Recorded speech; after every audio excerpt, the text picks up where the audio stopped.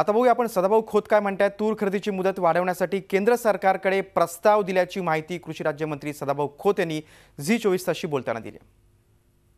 Market कमिटीच्याकडे warehouse आहेत आणि त्या ठिकाणी शेतकऱ्यांनी तूर जर आपली ठेवली तर त्याला 70% मालधारण योजना राज्यामध्ये आपण सुरू केलेली आहे।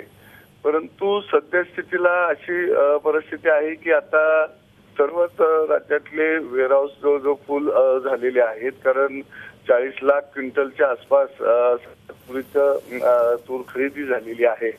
आणि आता जो सध्या प्रॉब्लेम तयार झाला तो नाफेडनं तूर खरेदी केंद्र 22 तारखेपासून बंद केलेली आहेत।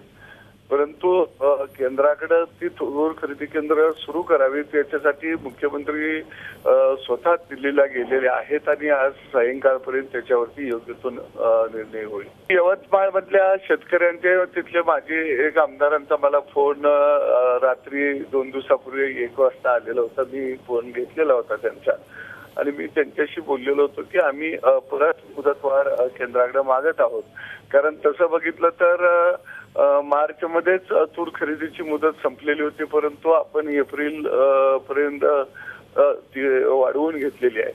आणि आता केंद्राकडे आम्ही तसा प्रस्ताव दिलेला आहे की किमान अजून आम्हाला एक 10 ते 15 दिवस तूर खरेदी करायला मुदतवाढ मिळावी की जेणेकरून शेतकऱ्याच्या जवळची तूर संपूर्णपणे खरेदी करता येईल।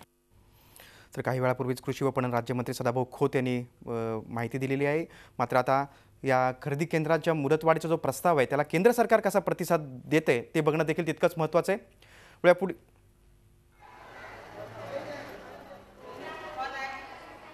राज्यात तूर खरेदीची मुदत वाढण्याची शक्यता आहे, मात्र शेवटच्या दाण्यापर्यंत तूर खरेदी होईल असं सरकारचं म्हणणं आहे। त्यासाठी तूर खरेदी तारण योजना सरकारने जाहीर केली आहे। दुसरीकडे सरकार म्हणतं की आम्ही केंद्र सरकारकडे प्रस्ताव दिलेला आहे मुदतवाढीसाठी, केंद्राच्या मुदतवाढीसाठी।